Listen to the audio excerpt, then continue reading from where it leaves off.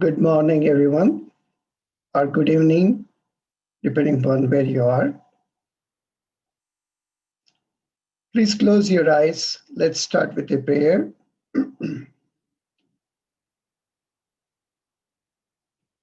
Brahmanandam Paramasukhatam Kevalam Jnanamurtim Dvandvatitam Gagana Sadursham Tattvamasyaadilaksham Ekam Nityam Vimalamachalam Sarvadi Sakshibhutam Bhavatitam Trigunarahitam Sadgurum Tam Namami Sadgurum Tam Namami Sadgurum Tam Namami. I bow down to Paramahamsa Yoganandaji, to Gurudev Paramahamsa Hariharananda, Guruji Paramahamsa Pragyananandji. I bow down to the entire lineage of Kriya Yoga masters. I bow down to the saints and sages of all times, of all places, of all religions. I bow down to the Supreme Almighty God, who is indwelling in all of us. I bow down to that divinity within every one of you. Jai Guru.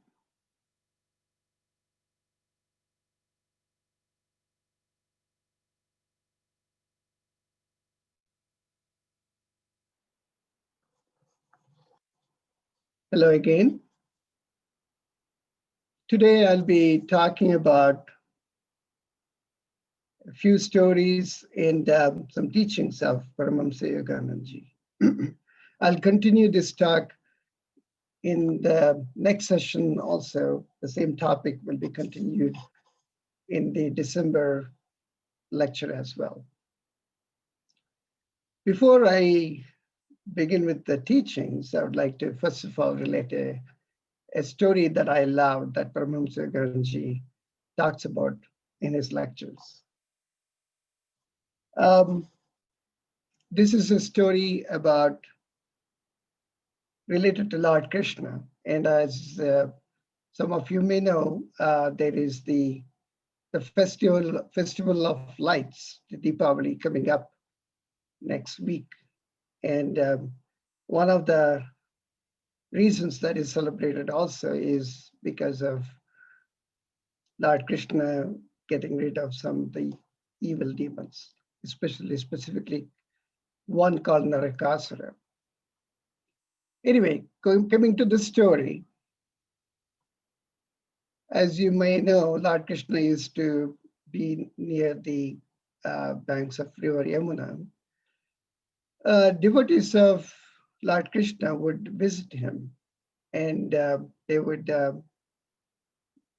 bring butter for him because he loved butter, right? He loved to, as you might have heard some of the stories, he really loved to eat butter. So they would bring him butter when they visit, to give him as their gift, as their offering.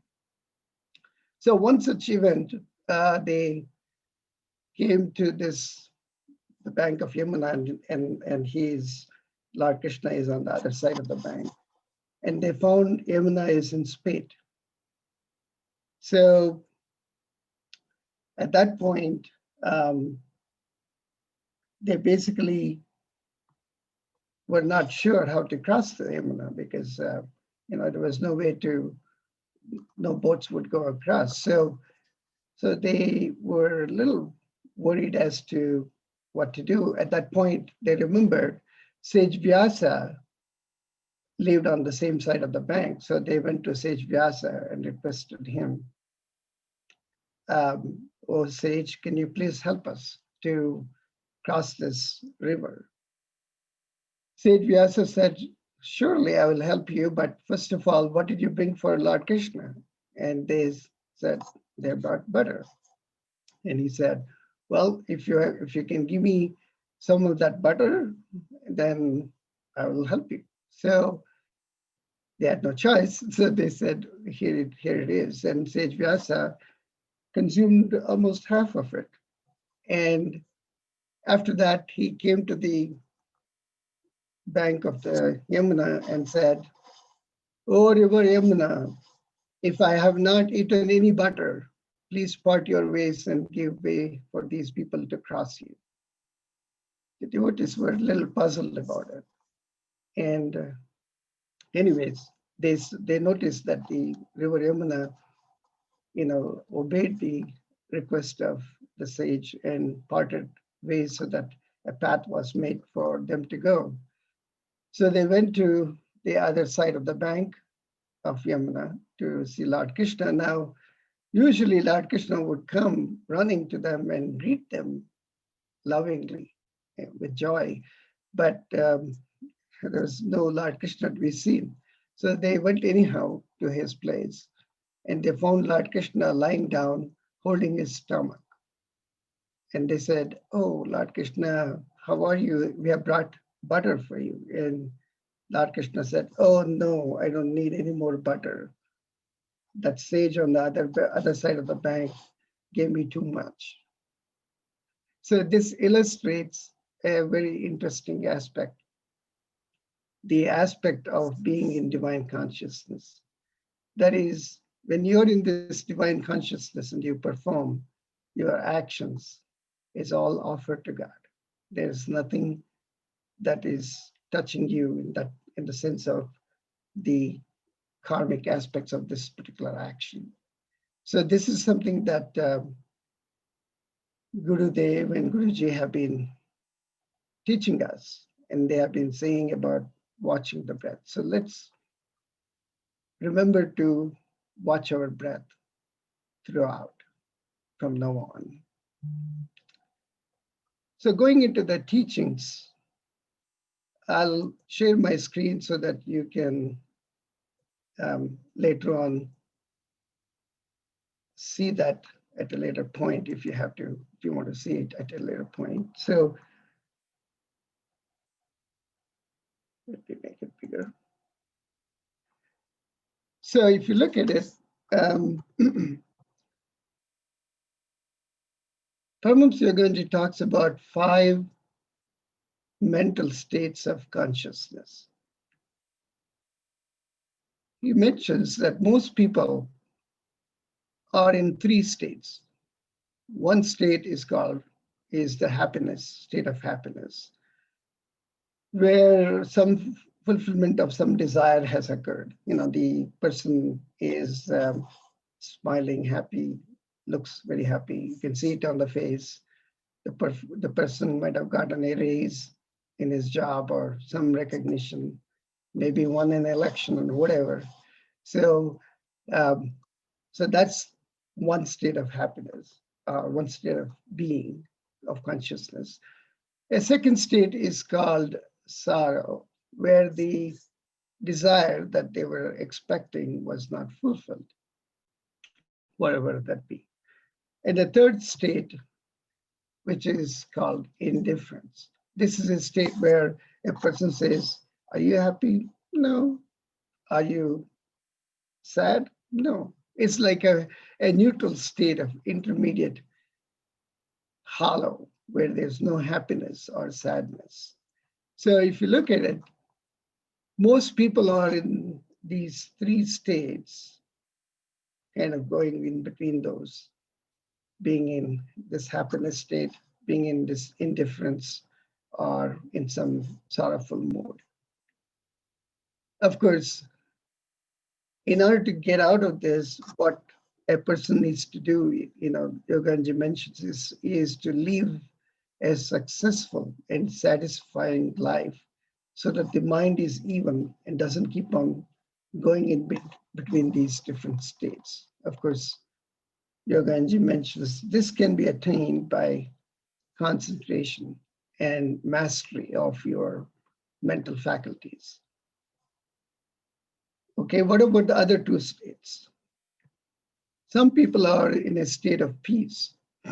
They may say, I have the they have the money, they have a good health, they have satisfying relationships, they have pretty much everything what they really need or want. So this is, few people get into this state, but this state again, Yoganji considers to be kind of a negative state in the sense that there is no excitation. It is neutralized. It is not really satisfying in the long run. So there is a fifth state.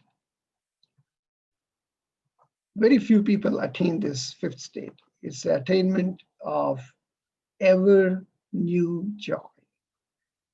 This is attained by contacting God in deep meditation, following the path of self-realization, like Kriya Yogas. This joy, is something that never goes stale. This joy is something that is described by divine beings like Jesus, Saint Francis, and Sri Chaitanya. Even Yoganji mentions about this state of joy, and he mentions, gives an analogy.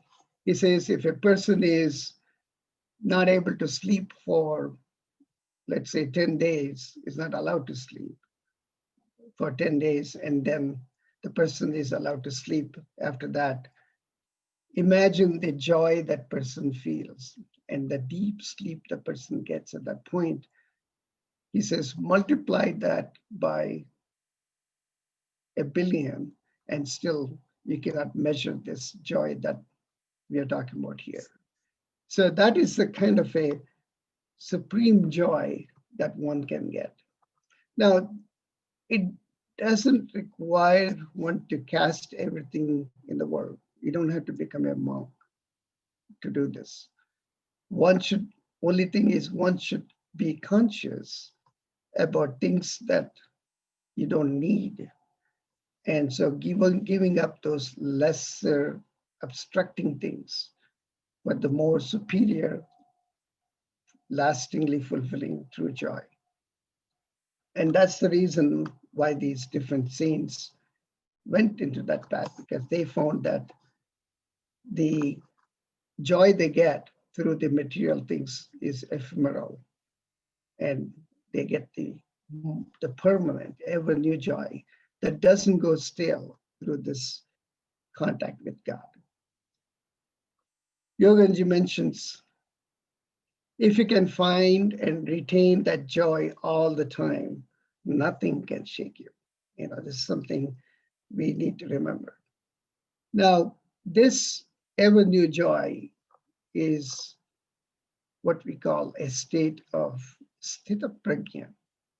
If you look at it, all the 5 states together here in this diagram, you see the original diagram where most people were going between happiness, indifference, and sorrow.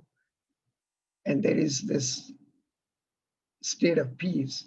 But now there is this ever new joy, which you can get to from any of these other 4 states. But if you notice, I made that arrow unidirectional, only going, in other words, once you attain that joy, once you are able to maintain that joy, it's lasting, it's forever.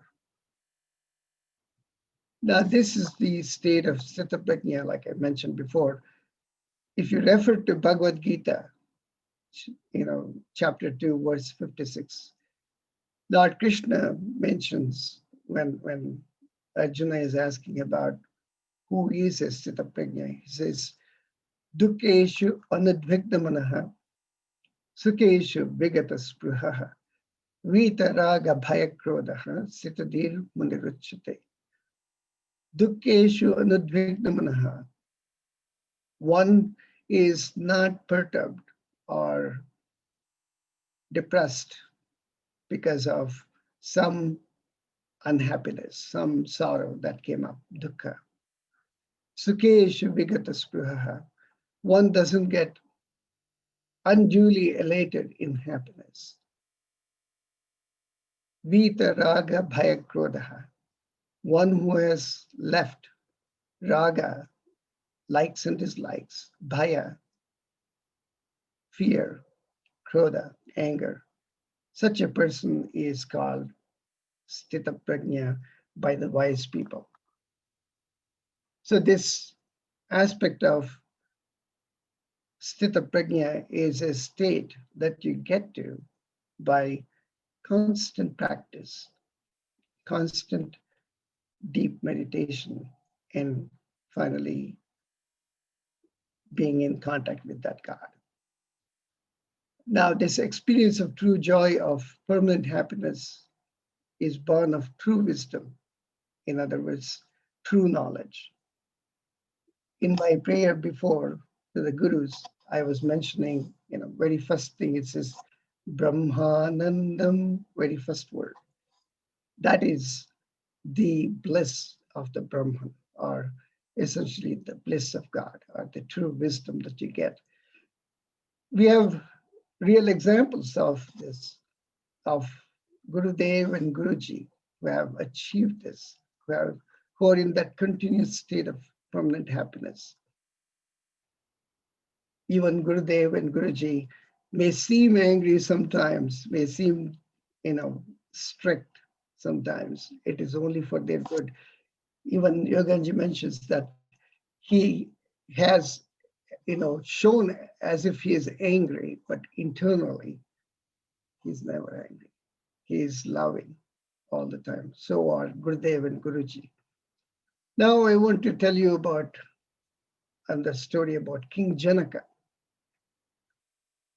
King Janaka is a great example of a king who had everything, who had all the luxuries, everything in his life, but was a sthita prajna, a realized master. The story goes like this. So Vyasa, who I mentioned before, had a son called Shuka. Shuka Muni is something he's referred to as Shuka Muni sometimes. So when he was of the right age, Vyasa said, I want you to go to King Janaka and learn from King Janaka. And so based upon the father's advice, he goes to the kingdom of Janaka and requests to meet Janaka. And so the Janaka at that time was taking a bath. And so, Janaka was asked the guards to bring the Shukamuni over. So Shuka came in and he found that King Janaka was getting this oil bath, and there were all these women, basically massaging his body with oil. So he was a little surprised. How come my father asked me to come to this king who is all in this luxury, and he is, being, attended to by these beautiful women? He is in the midst of all these things, and how can he teach me about, the supreme wisdom? But anyway, King Janaka recognized this doubt in Shuka, and he said, before I accept you as my disciple, I have a little thing that I want you to do. He said, Shuka said he is ready to do so. And so he said, okay, he asked a pot of oil filled to the brim to be brought. And he gave that to Shuka and said, do one thing, take this pot of oil, go all around my entire palace, every room, and come back and let me know at that point. So Shukamuni said, sure. And then he took the pot of oil, went all around the whole palace. It's a big palace. He went to every room and got back to Janaka. Then King Janaka asked him, so now describe to me what all you saw in the palace. Shukamani said, "Are you kidding me? I was focused on this oil. I was focused on making sure no drop of this oil will fall as per your request." And so I did not see anything. I was extremely focused on oil. King Janka said, "That's exactly what I am. I'm focused on divinity. I may be in the midst of all this luxury, all these things. That doesn't matter. I'm still constantly in that God consciousness. I'm always united with that Supreme Brahman." So that is the state I am. So now Shukamuni had really understood the state of King Janaka. And then, of course, he learned from him as well as from his father, Sage Vyasa, as well. Now, I'll skip some of these slides here and go into some of the teachings that Yoganji mentions. The first step, and I'll be talking about more of these in my next talk as well. How to progress in meditation. Very first step is to break the tenacity of bad habits by your willpower and discrimination. So Mahatma Gandhi has, in fact, has mentioned this, and Yoganji also mentions, when you have repeated thoughts that go on within you, and those thoughts are, same thought gets repeated and repeated, and that leads to repeated actions. And when these repeated actions occur, they basically form you can say, a track within our, brain, if you will, and essentially makes us think in the same form and makes us to do the same actions. So it forms habits, and that habit molds us into our own particular character or behavior. Now, it's interesting. Yoganji talks about his coffee habit in this regard. Some of you may not know, but Yoganji did not have coffee until he came to United States. Soon after he coming to US in 1920, someone treated him for a cup of coffee, which actually he liked. So he started to drink coffee on a regular basis, and soon it became kind of a habit. Then one day he said, "Well, I'm not going to drink this coffee," and he decided that he's going to not drink when he's alone. But still, he would get invitations to people's homes, and he would be treated with coffee, and he would take it. And then one day, he mentions that he was in a restaurant eating alone, and then he felt of having some coffee. And that's when he realized how it has become a habit for him. And so immediately he resolved that he will never, ever, fall into this trap of making this habit of drinking coffee.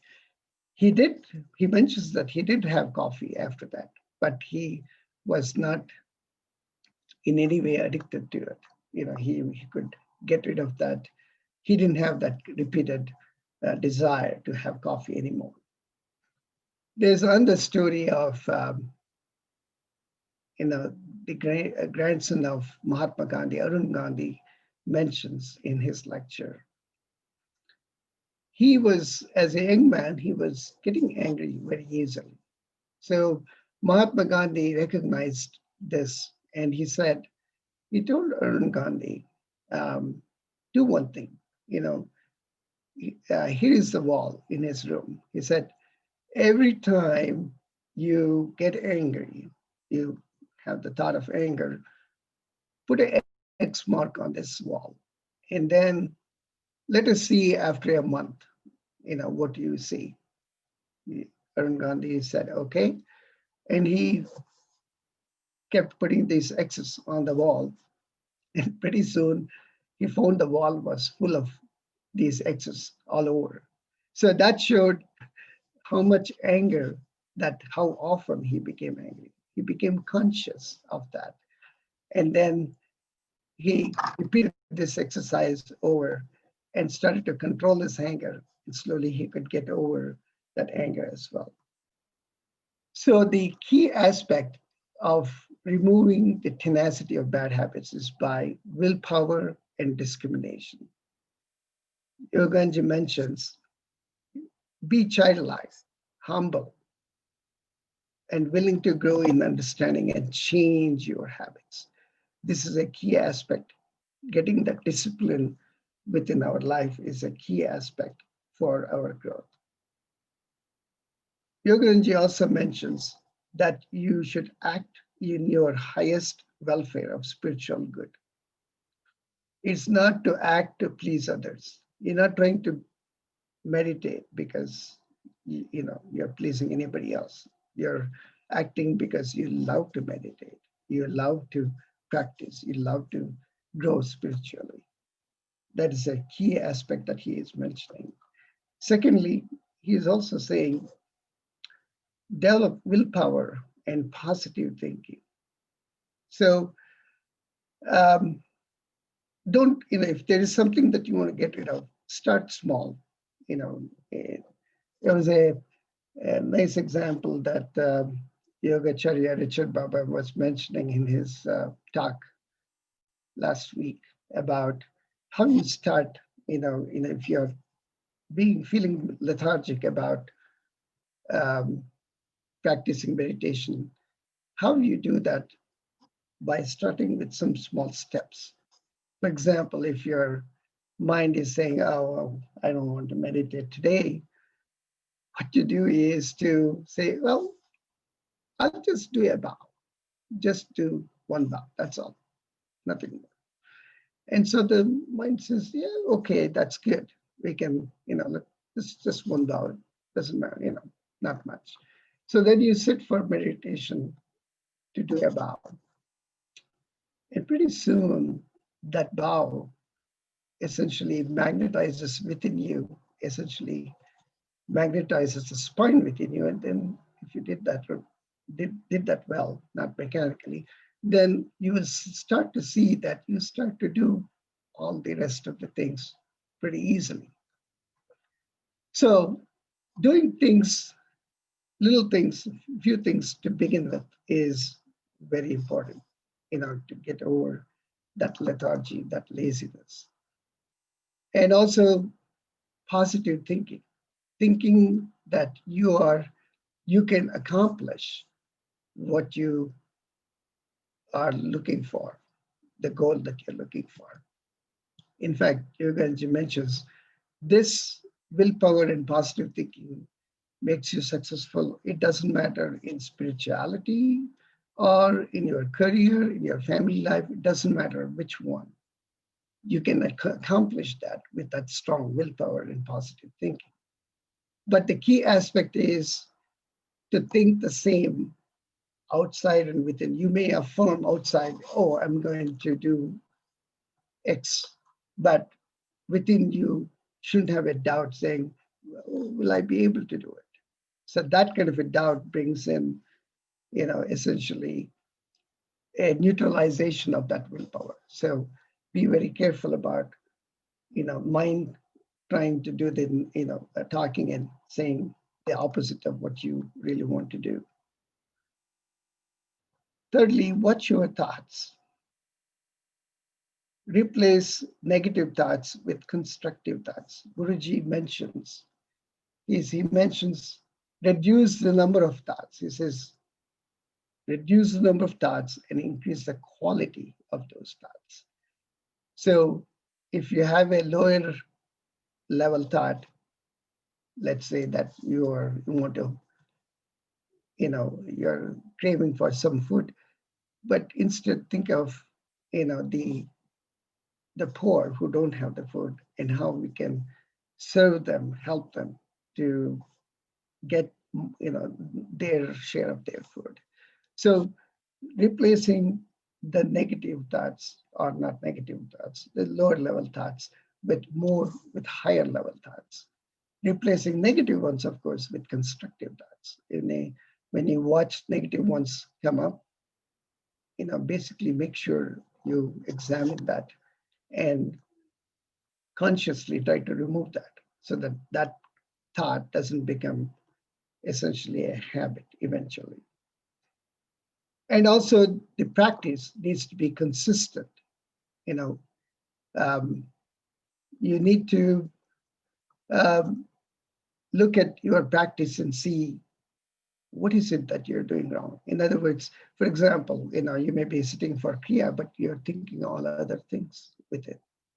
So consciously make sure that you remove any such thoughts that go on within your mind. Now, I want to mention a story of Swami Sri Yukteswar, which Swami Sri Yukteswar mentioned to Paramahamsa Yoganandaji. This is before Swami Sri Yukteswar became a realized master. He was still practicing. He went to see, one time he went to see Lahiri Baba, his master. At that time, Swami Sri Yukteswar was ailing, and he was frail. His body was frail, and he was kind of sick. And so he went to see Lahiri Baba, and the master said, "Oh, you look really frail and sickly. What happened to you?" He mentioned what happened to him. Then Lahiri Baba said, well, why are you sick? There's no need to be sick. Let's see how you will feel better, that you will feel better tomorrow. Then next day, Swami Sri Yukteswar was feeling very good, and he went to see Lahiri Baba, and Lahiri Baba said, "Good, you're feeling better, but who knows what happens tomorrow." And next day again, Swami Sri Yukteswar was feeling very down, ailing again. So the Lahiri Baba said, let us see what happens tomorrow. You should be better tomorrow. So he kept on doing this back and forth a few days. So slowly, Swami Sri Yukteswar realized what the great master was teaching him.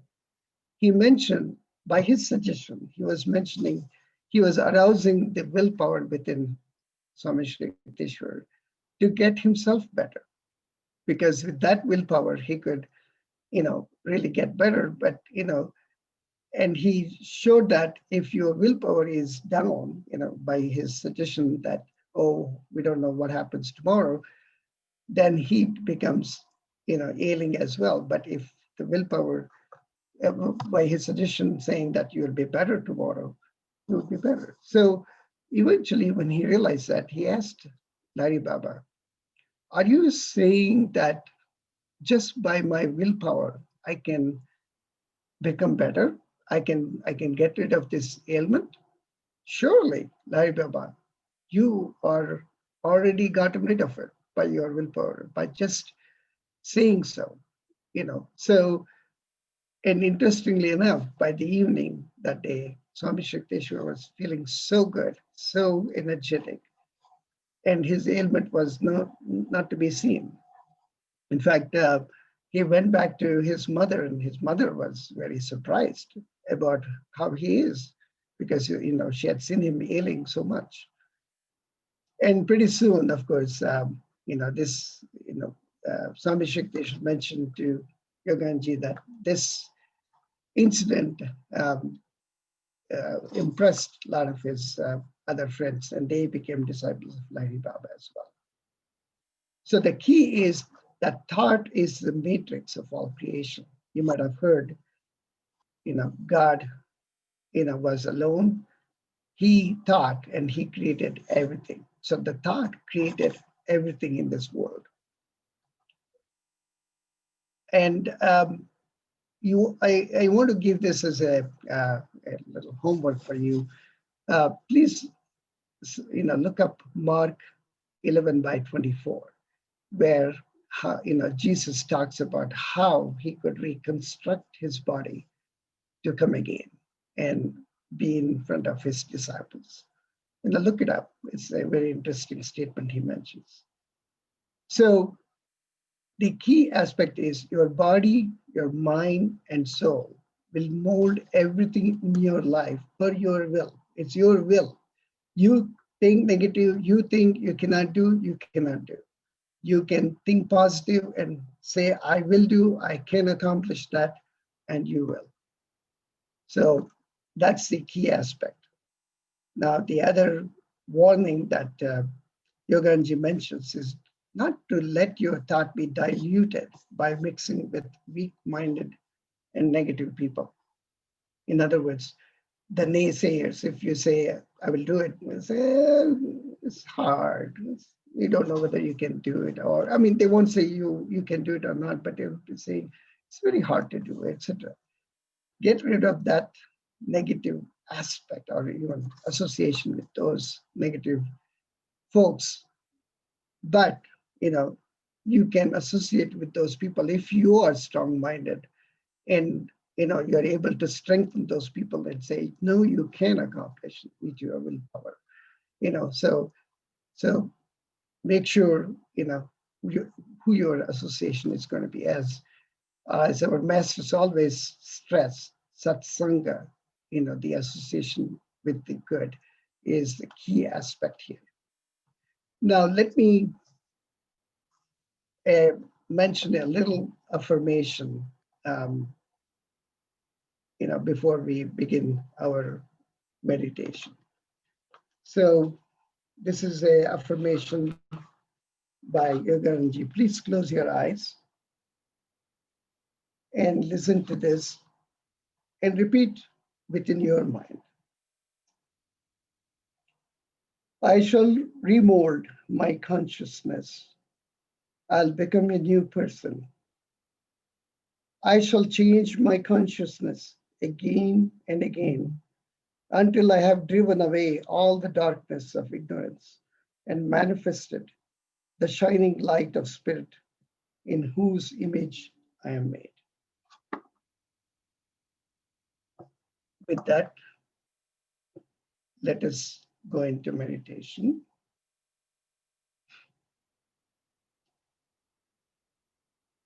Close your eyes. Keep your back straight. Concentrate 3 to 4 inches inside of your eyebrows, in the middle of the head.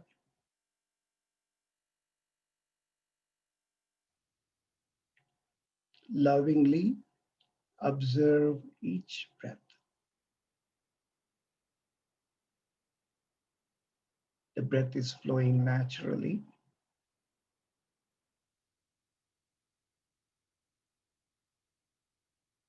Observe each inhalation, each exhalation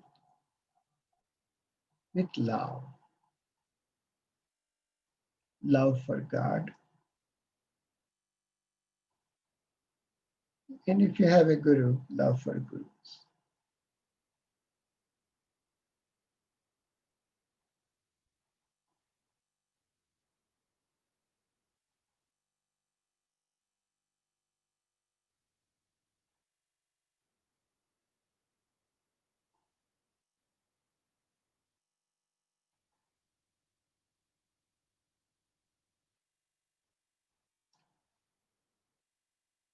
Now take a slow, long, deep inhalation, lungs full inhalation. Holding the breath, slowly bow down wherever you are, as far as you can comfortably. Exhale slowly through the nose.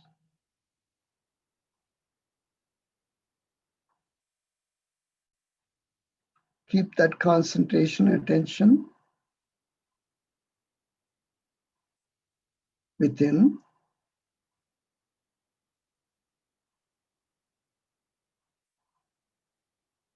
You're bowing to God with that humility. Bow, surrendering your ego.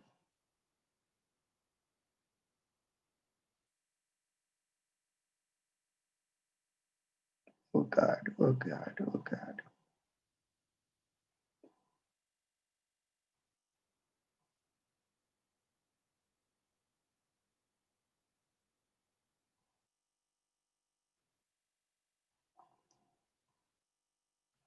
Again, take a slow, long, deep inhalation, holding the breath slowly. Sit up. Exhale slowly.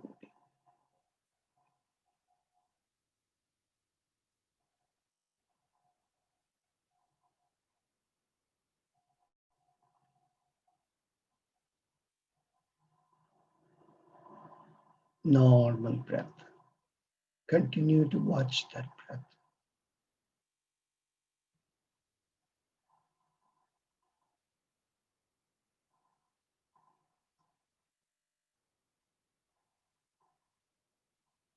Now we'll take some deep inhalations, exhalations, pranayama.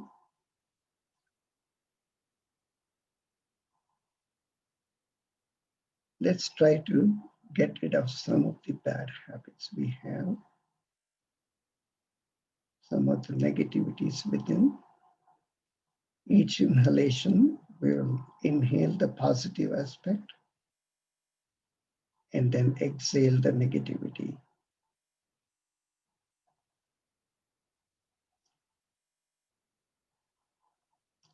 Inhale purity.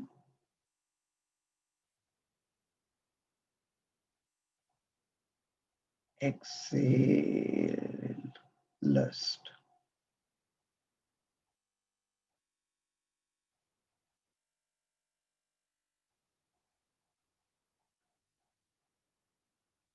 Inhale love.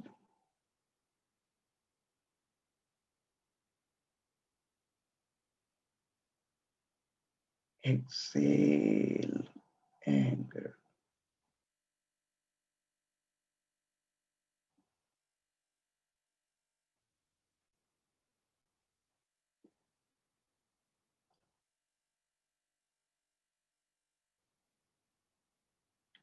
Inhale contentment.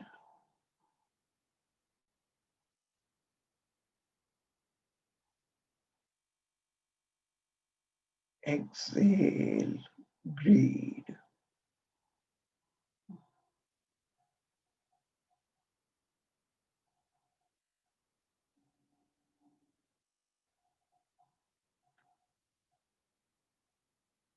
Inhale knowledge.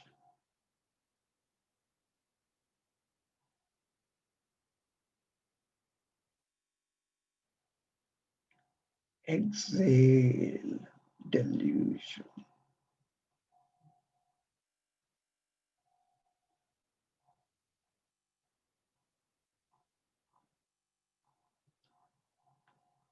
Inhale humility.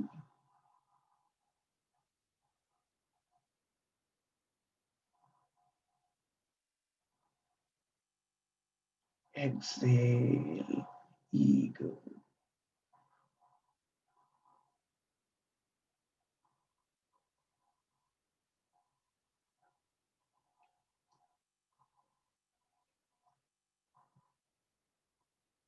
Inhale peace.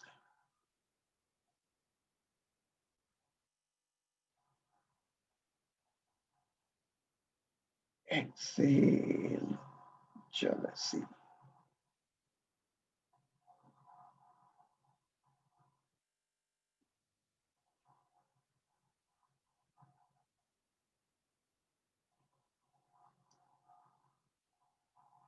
Inhale discipline.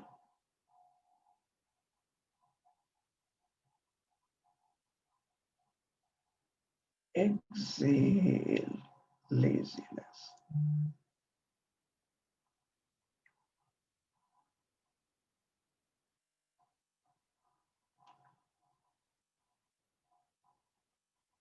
Inhale joy.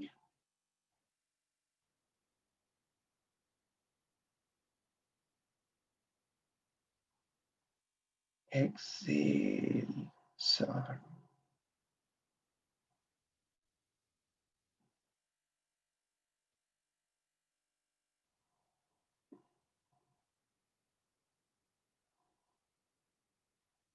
Now calmly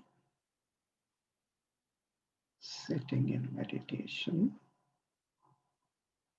no more attention on the breath.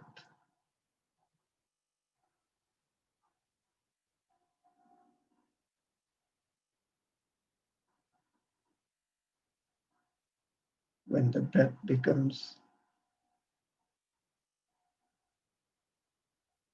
very feeble,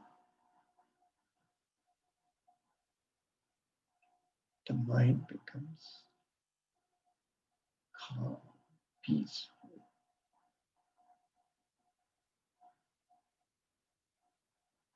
Stay in that peaceful mood, no thoughts.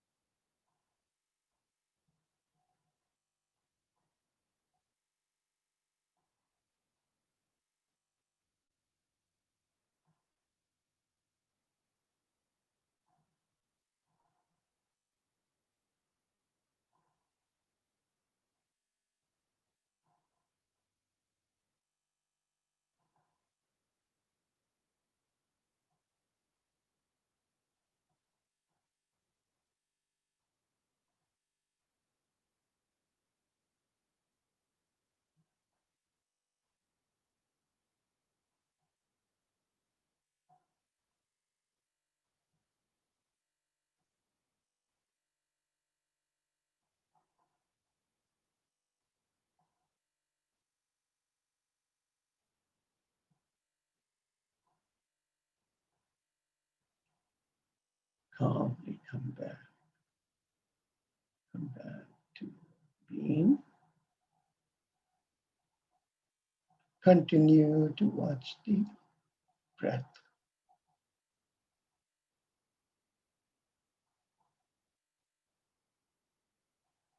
I'll close this talk with a prayer.